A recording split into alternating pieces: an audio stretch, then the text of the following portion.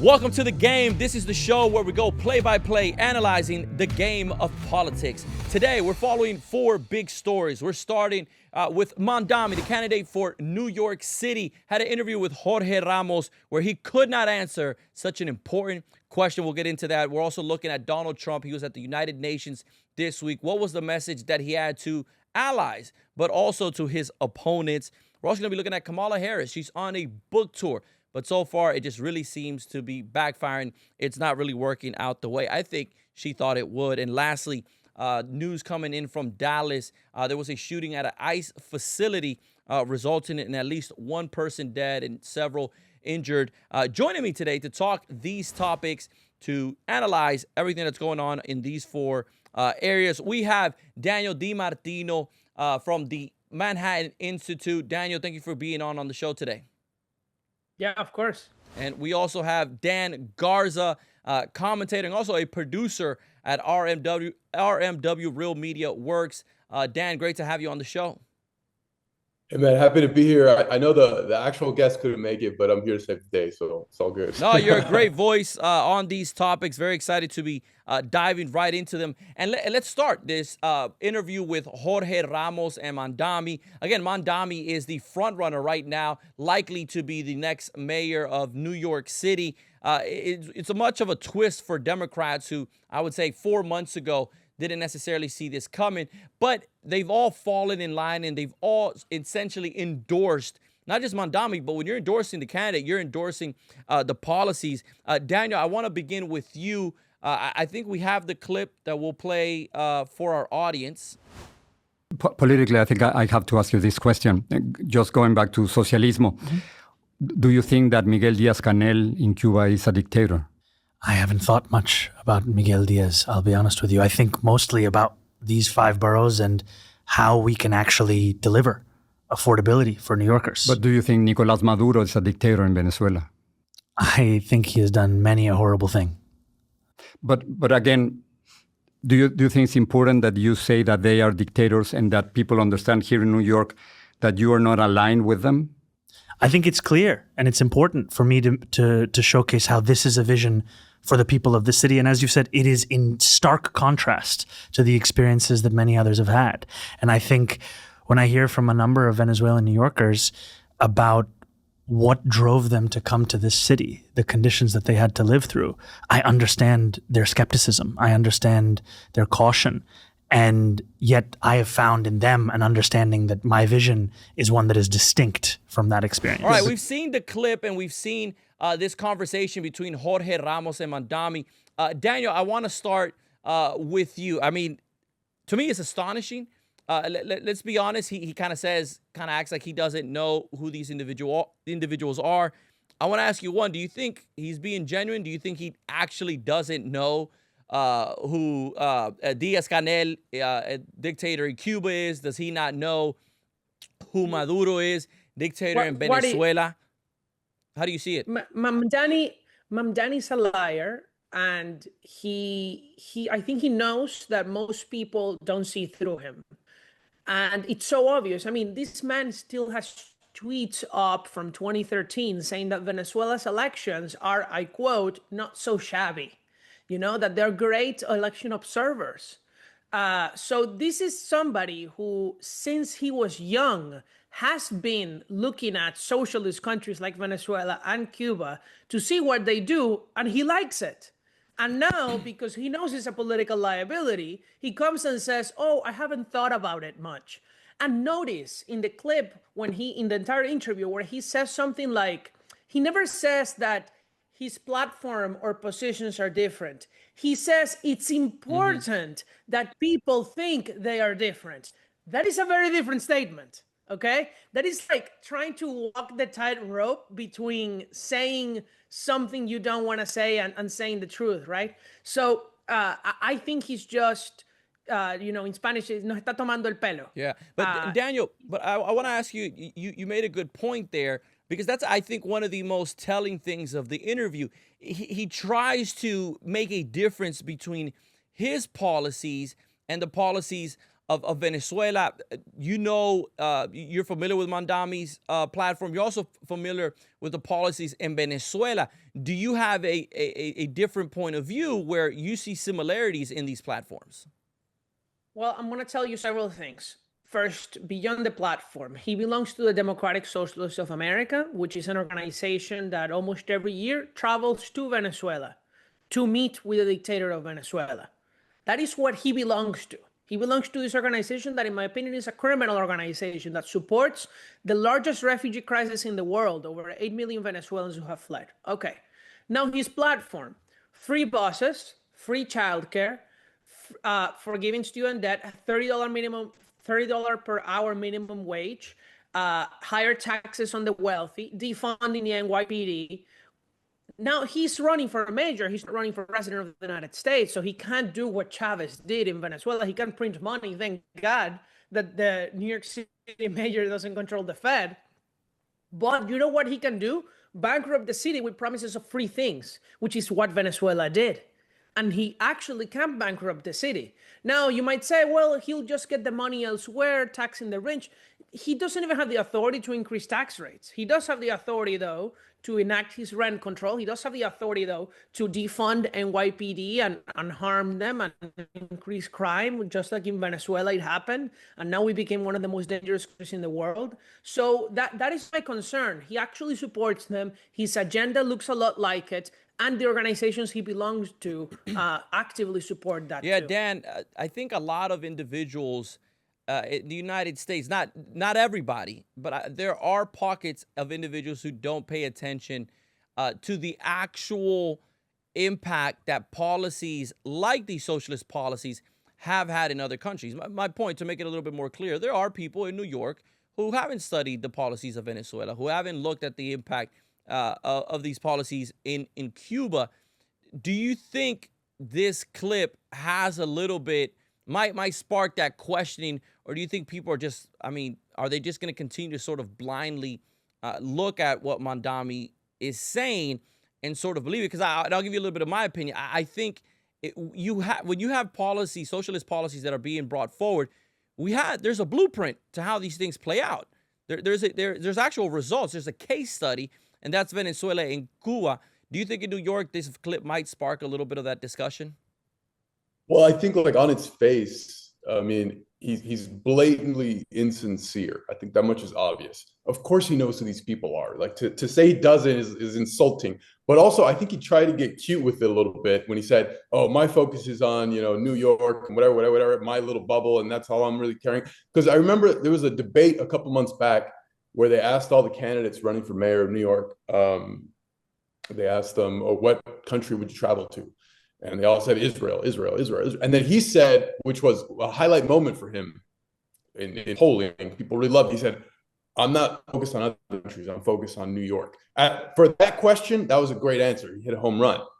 But he tried to repeat that, try to get cute again, like, oh, I'm only focused on New York. Yeah, but the policies you're trying to bring in did some serious damage in other countries. And to act like you're not aware of what that caused is, like I said, blatantly insincere. He's a liar, like Daniel said. And Daniel, I want to ask you, because I know that's your area right now.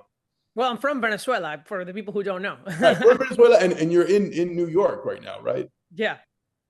Who is he polling well with? Is it the Hispanic working class, or is it the 1% rich elite? I'm gonna tell you right now, because I just saw a poll actually this morning, and he has he's very likely to win. Okay, so he's polling at 45%. Cuomo is second at 27%, and then it's Sliwa, the Republican, at 11%, and then Adams at 8%. Okay, so even if they all combined, they're not gonna reach 45 against him. It's that bad. So he's polling among voters under 35, 61% of the vote. He's polling with women under age 45, so just women under age 45, not 35, 60% of the vote. He wins Democrats. He has half of the Hispanic and half of the Black vote. He is really underwater is with Jewish voters, only 27%. Makes sense, because of his entire stance against Israel. You said, oh, I'm not focused in other countries. I'm just focused in New York. This is the same man who said that if Benjamin Netanyahu comes to the city, he's going to arrest Benjamin Netanyahu. Oh, but he doesn't know who the dictator of Cuba is. Of course He knows. doesn't know who Miguel is, right? Oh, the nice Miguel, Miguelito. I mean, we all know that Mamdani actually supports the Cuban regime. He just hates Israel. He hates the West. Because if he had a consistent position and said, I'm going to arrest people where the ICC has an order against them, well, guess what? Maduro has an order against him by the ICC. Yeah. Would you arrest Nicolas Maduro? Would you arrest his cronies? No, because he just hates the Jewish state. So, going back to the polling, he's doing badly actually with older voters, 34% of people over 65. So it's really just about young voters and very liberal voters that are driving him. But he's actually polling average with blacks and Hispanics. Daniel, and another thing to some of the points that you guys are making is, look, mayors, because a lot of people I've seen on Instagram and TikTok, they're commenting, and a lot of the pushback that his supporters are saying, like, he's running for New York City. He's not running, for a federal or for something related to foreign policy. But the reality is mayors they have sister cities. They have partnerships. They care about tourism. They're welcoming people from other countries all the time. New York City is home to so many people that came from Venezuela, people that came from all Latin America, from all parts of the world. To say that he is completely separated, for me, if anything, it's a red flag. It's saying, how does the person that I'm trying to, or that wants me to elect them as mayor, does not know at least a little bit of foreign policy, does not know who these folks are. So one, that's a red flag. Two, the fact that we all agree he's being not honest because he knows who these individuals are, but I think he did it because he knows that if he associates his policies to these countries, it might be a little bit of a wake-up call, because folks are going to say, I can look into the future when it comes to what these policies would do here in New York. Also, part of the clip, he says, when I talk to Venezuelan New Yorkers, I want to meet one Venezuelan New Yorker he has spoken to. I want to meet that person. One. Introduce that person to me. I think it's a New Yorker who said there are no parallels between his policies. I think it's a complete lie. I challenge him to find me one that he actually spoke to before that interview. And then second, it's obvious that he is just lying about Cubans, about Venezuelans. And if anything, maybe it's people who actually support. I want to ask you, the regime. Latinos across the country, there has been this shift to the right. Latinos are looking at conservative policies. They're looking at the values and principles behind it. I think they're tying it to, hey, this country, the United States, has risen, has produced economic opportunity, and it's tied to these founding principles. New York is a little bit different in the sense that it is one of the more liberal cities. Dominicans and Puerto Ricans at a higher rate compared to many other demographics within the Latino community vote more with Democrats. However, I think when it comes now to the topic of socialism, how should conservatives in New York, there existen, Daniel Di Marti being one of them, but conservatives in New York, I mean, what are the conversations that you think they should be bringing to the forefront to Latinos who live in New York City and will be impacted with what would be socialist policies? Well, it's interesting. What's the saying? Hard times create strong men create good times create weak men create hard times. I think what's happening in New York right now, the finance capital of Earth, right? Excess and, flourishing, rich people everywhere and success. And, when you get to that level, I almost feel like being liberal is a privilege. Like you get to be liberal, like because of, the hard work that went into society and building it, conservative principles and values. Like you don't get to be ask Daniel DiMartino if you get to be a liberal in Venezuela right now. What does that get? It doesn't work out so well. No, Dan, you're so right. The New York Times just interviewed people who are voting for Mamdani, and this is my favorite profile. I have to tell you, this is a 28-year-old man who is an associate lawyer at one of the big law firms, okay? He's making $225,000 a year. how would you categorize that salary in New York City? I'd say you're doing all right. You're upper middle class. You're doing all well. right. Yeah. You are Pretty upper good. middle class. You're not middle class. You're Yeah, upper middle definitely. class. Okay, you're in the top 10% Making of it. income earners in New York City. So there's no way that's even middle. That's Yeah, top definitely. 10%. That is great. Good. And this man lives with his mother in a rent stabilized apartment in the city. How's that even possible? And he's voting for Mamdani because the cost of living is too high and the rich are oppressing us. Give me a break. You're an entitled elite. It's That's what you entitlement. are. It's a life of luxury and comfort. Go and find an apartment and live by yourself. And like, what are you Bottled doing? comfort. Now, this is why, by the way, rent stabilization is a terrible policy that doesn't help the poor. It helps entitled, lucky people like him. They don't need to live in a rent stabilized apartment. Nobody does. We just need to let the market run it. You know, they should be paying market rent so that everybody else can actually Daniel, pay and a then, lower and then rent. long term, when you have these rent controls and when you have more control on housing, what happens to private buildings or private ownership is that, and we were talking about this off camera before the show, you were telling us that this actually creates, when people don't pay their taxes, it actually empowers the government to be able to take the homes from these people. Tell us a little bit about that. These are some of the dangers that folks don't think, because this is not something that happens overnight. It's in the long term. People don't understand the long-term strategy that Mamdani is going to do with rent stabilization. So that you understand what this is, 1 in 4 apartments in New York City, housing units, are what it's called rent stabilized. That just means that for well over a decade, the government took them essentially and said to those private owners, you can't raise rent more than whatever the government tells you. And because it's been decades raising rent below inflation, now an apartment that really should go for example, $4,000 goes for $2,000, right? And so what happens is that many of these buildings are now not able to make property tax payments with the rent they receive. And what happens if you can't make property tax payments? The government has a right to take over your apartment. So this is actually something Mamdani already outlined. He's going to prohibit those apartments from even raising rent at all. Right now, they have been able to raise rent maybe by 1%, 2% a year. So over 4 years, at least, maybe 8, if he gets reelected, he will be able to not raise rents at all. And as they fall behind, he already said, and if they don't make their tax payments, we'll turn them into public housing. So the ultimate goal of Mamdani is to have 1/4 of New Yorkers living in government housing. And let me tell you, that is not pretty. I do not wish that on anyone, except maybe Mamdani and the 28-year-old who voted for him. At the end of the day, I think New York is down a path that's very dangerous.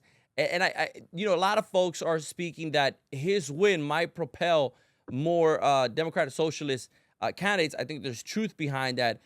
I think it will also give us a real clear indication of what these policies look like in the United States. Again, I think it would be a very sad moment when you're looking at history, when you're looking at these policies. I do want to stay in New York, but I want to turn over to the national stage, where Donald Trump this year took front and center when it came to the United Nations, meeting with several global leaders, making comments that made news, specifically on Ukraine. But the president also touched on immigration, challenging not just, or talking about the policies he has here in the United States, but challenging the United Nations and other nations to make sure that we have secure borders. Also talked about climate change. I mean, this was really something that there's something there for his supporters, but something also for those who are his opponents.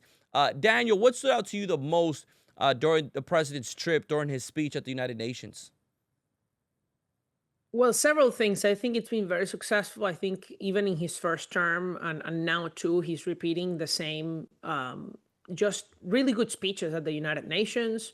The fact that he is encouraging other countries to follow better policies. I mean, the climate part is very important because Europe has essentially committed economic suicide by phasing out nuclear energy, fossil fuels. Germany is now very much in a recession for several years. UK electricity prices are like 10 times higher than they were 10 years ago. It's insane. And then, industry suffers. You have to import everything. The cost of living goes up, not just for your utilities, but for everything you buy. So the climate policies have been bad. The migration situation in Europe is much worse than it is in the United States. In the US, we don't have hordes of Muslims who commit crimes and have rape gangs in the UK, right?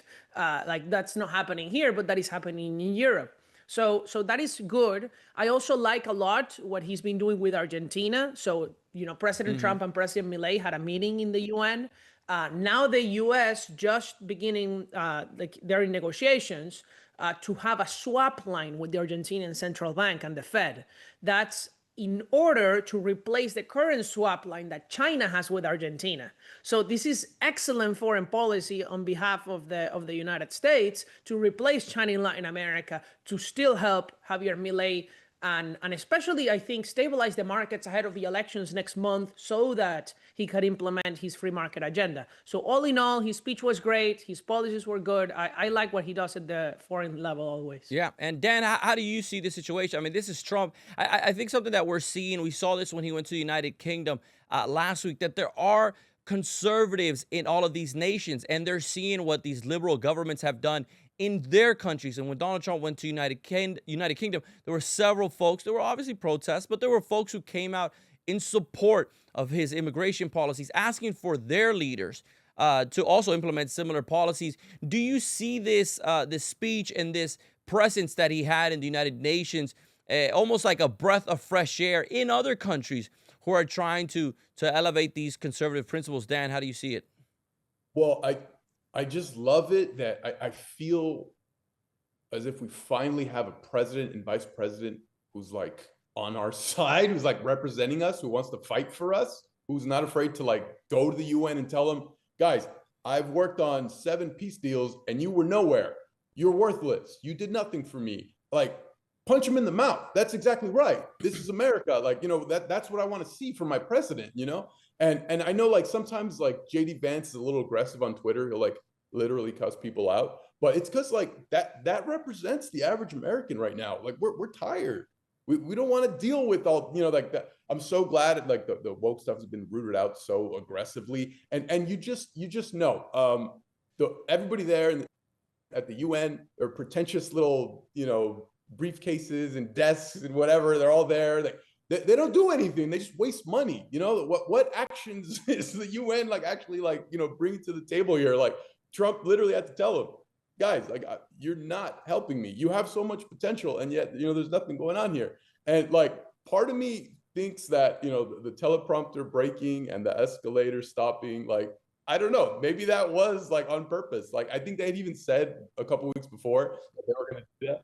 I think the escalator thing was right. They even said it a couple of weeks earlier, like, oh, we're going to tell them it's because we ran out of money and we're going to stop the escalator. And then they did it. Like they're like malicious because they know they're like ineffective and people don't like them.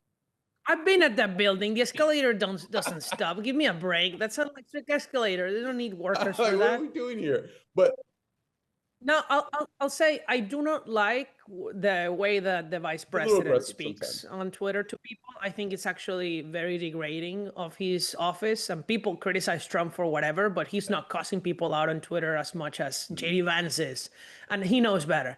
And I'll say the statement that President Trump made on Ukraine, I think, was a big blow to the vice president himself, who is JD Vance, I don't care whatever happens in Ukraine, right? That's his quote. And I think the president is again leading in a good way, which is why I'm a big fan of his foreign policy. But I think he understood that Putin is a liar, a trickster, an evil man who kills his enemies. And there's really no way to negotiate with him, because for him, just like for Maduro, just like for Diaz-Canel, just like for all the other dictators of the world, negotiations are just stalling tactics.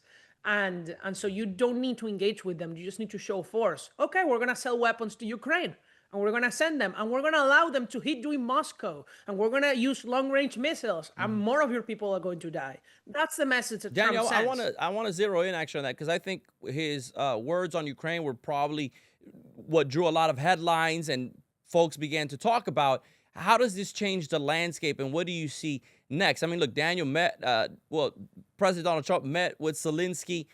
These words, again, have echoed through the news channels. How does this change the landscape?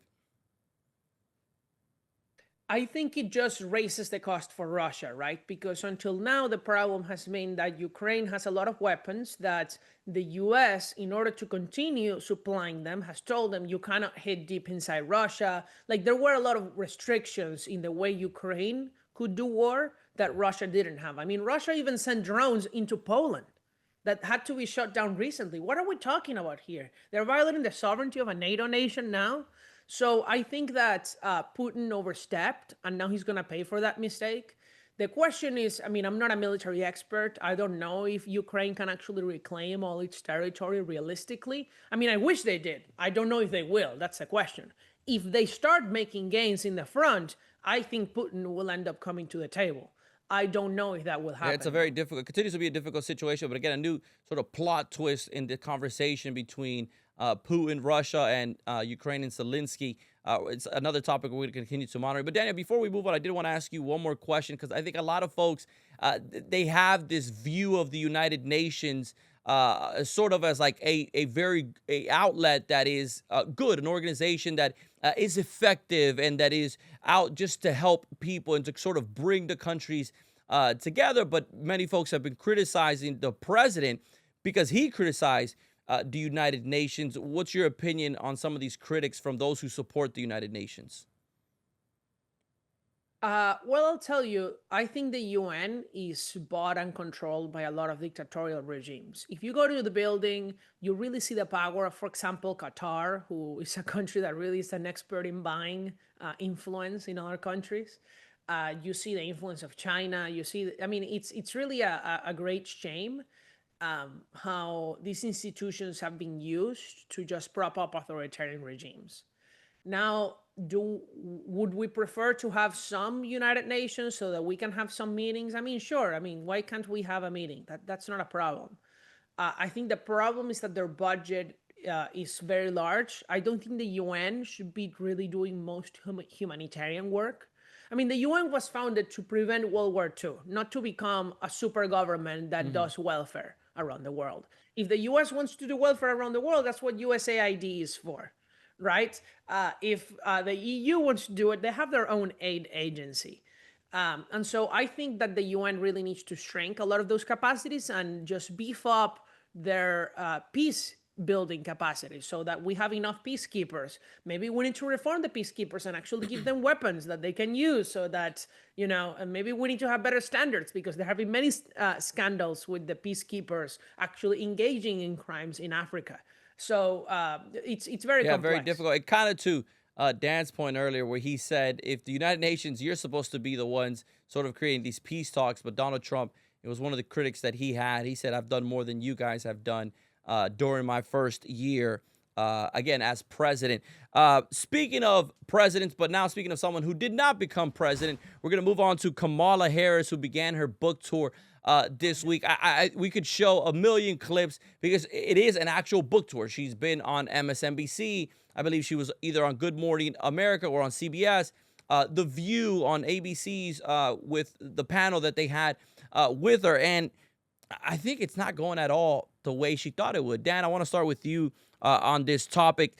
So many highlights from this conversation. But what I find fascinating is that Democrats themselves are not happy with her book tour. I mean, it doesn't even take someone to be within her party to realize what's wrong. But even from the title, 107 Days, this is not a book about the future of the country.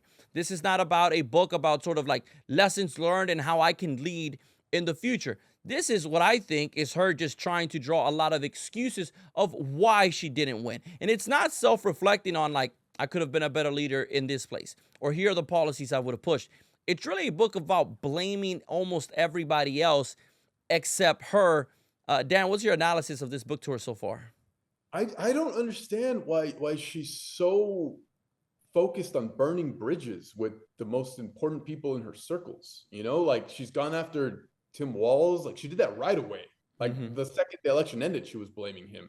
And then she even tried to excuse that by saying, oh, I would have picked Pete Buttigieg, but what did she say? But he's gay. They wouldn't have accepted But it. he was Yeah, and gay. like, but the problem there is like, it's because he was polling 0% with black people. They didn't like him. Black people are like their bread and butter on the Democrat side, right? So you're lying. Like, that's a lie. Nobody believes that's why you didn't pick him. Especially because, you know, no offense to Tim Walz, but he's kind of a feminine looking guy. Like, he acts a little, you know, feminine. So I don't buy it. I don't think anybody buys that that's the reason, especially because she was picked because she was a woman of color by Joe Biden, right? So it's like, all they care about is identity politics. You know, at the end of the day, like Scott Bessent said it best. It was yesterday, I think he said it.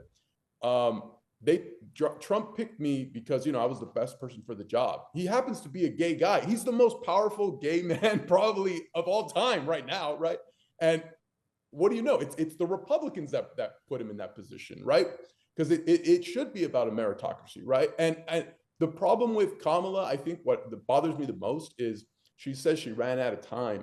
But if you really think, if you look back, it was like the more we heard from her, the worse she looked. The more time she had, it was only going to get worse. You know, like didn't 60 Minutes have to scrap like a ton of their interview with her because it was just so bad? There was another interview that Subway guy, the podcast, he said the interview was so bad we scrapped the entire episode, right? She was supposed to go on Joe Rogan and she made up this weird excuse about her assistants didn't schedule it right. And Joe Rogan said he didn't have the time for it. And the logistics didn't work out. Like, just go on the show. You don't think he would have wanted to have the Democrat candidate for president of the United States on his show? He would have moved mountains for that. You know, it's obvious she's lying. She didn't want to do long form. Trump was on like Theo Vaughn and like just random shows, right? Going on for like 3 hours casually, right? So like all these excuses she's coming out with, like, I don't buy it. The Republicans don't buy it. I don't even think the Democrats buy it. And I don't know what career she thinks she's going to have after this book tour, but the bridges she's burned might have cooked her, like, I don't know, political career in the short term. She's rich. Yeah, she'll She's be gonna fine. But I mean, with Gavin Newsom didn't want to endorse you. Barack Obama was hesitant to endorse you. Like, all these like major players knew the only reason we had to throw her out there was because, you know, when you're VP, you're the next one up. So she's basically like the sacrificial lamb. That's what it seemed like. I don't know. Daniel, she is rich, but if we're honest, folks who are in politics like power, like influence, like being in a position where they have been elected. So although it seems like this book tour so far is self-inflicting, it is her almost making the case against herself. I mean, what do you think she will try to make some kind of play in the future? Because part of her book is saying is almost saying, if I had more time, I would have won. If these folks would have helped me out, I would have won. No, I mean, Kamala would have lost, and she will lose no matter what she does in the future. She really has no political future. The only thing I'll say about her book is that you should listen to the audiobook 20% slowed down, because she sounds as if she was drunk. It's hilarious. It's actually really good. You should listen to a clip of Kamala Harris's audiobook, 20% slowed down. It's like she's drunk. Incredible. In some of her interviews, it was also like pulling teeth. Like the Rachel Maddow one was the one I kind of saw the most, where it's like when you do a book tour, you're trying to sell the book and you're trying to say what's in the book. But what happened is Maddow will put out excerpts of the book and ask her to comment, and she would almost try to pivot away from what was in her book. Dan mentioned this earlier about. I mean, she didn't write her book, remember, Wadi. I mean, most of these books are ghostwritten. This is what a lot of people don't understand, and that's why I generally don't recommend buying books written by a politician. Yeah, because so they don't write monotone and boring. It doesn't flow naturally. The audiobook, right? It doesn't seem like somebody who wrote that would read it that way. I don't know if that makes sense. But it's also, tough if you're reading it for the first time and it's being recorded for the audiobook. Yeah, exactly. But also, That's we right. can't forget, she ran for president in 2016, and she dropped out before they even got to Iowa because she was polling at like 1%. So this was somebody who was already unpopular, who already was basically told they don't want you, right? And then Biden obviously picks her because in the Democrat Party, you have to abide by DEI or, you know, you die. And she kind of got basically given the candidacy for this last election. nobody ever wanted her. So it is like kind of annoying to see her like make all these excuses for what really at the end of the day is just an unpopular candidate. Yeah. So what you're saying, Daniel, DI or die. So the new motto of the Democrats is not like Cuba, which is, motherland, socialism or death. It's DEI or death. And so we got both DEI and death. Exactly right. She got both. They're being measured by their own ruler on this. I do want to turn to our last topic. News coming out of Dallas. There was a shooting at around an ICE facility, and it did end up with one individual that was killed. Others were injured. My understanding is that the shooter, through self-inflicting, in other words, he killed himself, is my understanding. He is dead. So some of the details that are important is on the casings of the bullet. One did say anti-ICE, because many folks were wondering. It seems like the target at first, some people thought it was the migrants, because that's the person who was killed. But because of the casings and because of the attack, all signs point that this individual actually is someone who is exhibiting political violence from the left towards ICE. Look, there's a lot of discussions that we can have on the topic of immigration. There's a lot of debates that we can have on what's the path forward on visa reform, what's the best tactics when it comes to border security, etc. But we can all agree that political violence is not the way to go. And that's been a conversation. This is a conversation that's been had in the last 2 weeks because of the assassination of Charlie Kirk. But here we are again seeing something similar. Dan, I want to start with you. You're in Texas. This happened in Dallas. You're not in Dallas, but you're in Texas. What's your readout? How do we get away from this spiraling and more copycats and more people moving into this? We can have a debate on ideas without political violence. Well, it's crazy. This nutcase, he was so radicalized by what leftist rhetoric, I guess. He thought he was going to go, kill a bunch of ICE agents? Like, how insane do you have to be? That's a different level of depravity and mental health at that point, right? Regular people don't do that. And I think what even more ironic is he took out an illegal immigrant, right? And I don't know if it was like guilt or what. Then he killed himself like the coward that he is. What we need to figure out, like, because it's hard to just blame leftist rhetoric, because sure, that's what drove him, but like there's like a mental health problem here. Like a normal person isn't going to be inspired by rhetoric to go and kill, right? I don't think that. So there is like I don't know if it's a deeper issue. Yeah, there's this isolation factor. Yeah. You got these young people that are alone and scared, and they get, I don't know, turbo radicalized off TikTok or something. And they're taking too many pills, and I don't know. It's just all kinds of issues I can't even begin to understand. It's multi-layered, and there's a deep issue here. Daniel, I want to ask you, look, I know you've mentioned here many times where there are things you support of President Trump. I know you've been critic of some policies, but in general, you mentioned right now on foreign policy. But look, Republicans and Democrats, I think there's a lot of self-reflecting that needs to happen. Right now, these last two examples with Charlie Kirk and the shooting yesterday is with the left. Let's call it what it is. But I do think both parties can do some self-reflecting when it comes to rhetoric, when it comes to the positions or how they talk about things. I mean, do you think there's room for that on both parties, or is it just one or the other? Yeah, so yes, but I don't think that's going to solve the problem. Like, I just find it distasteful that Democrats call every Republican a fascist, authoritarian, Nazis. Bigot, hateful, all of the things, comparing with Hitler. But then also when the Republicans, the enemy of the people, and like everybody, they're pedophiles because they support these people. And the catastrophizing of everything is too much. Like, I do catastrophize sometimes with people like Mamdani, because I do think they support authoritarian regimes in Venezuela, but they are a select few. I don't think Nancy Pelosi is like Mamdani, even though I dislike her as a politician, right? Like, it's not the end of the world. Even Kamala Harris, I also oppose her, but, she's not Mamdani quite. So I think we need to be more nuanced. But at the same time, I don't think that even if everybody does that, this is going to change the situation, because I do think, like Dan said, this is about mental health. I think this is the biggest problem in this country. There is just a lot of crazy people, and we need to figure out what is going on. I don't think it's the Tylenol among pregnant women. I think there's something else going on in this country. And I think it has, some people have said it's about the education system and universities. I also kind of doubt that. Even the young man who killed Charlie Kirk, he came from a conservative family, right? And so he was pulled into by this evil ideology of transgenderism, like this left-wing violent movement, and he ended up killing someone for that. So what is the role of social media, perhaps? Maybe people like Jonathan Haidt are right that we need to ban social media use before 16 years old, maybe before 18 years old.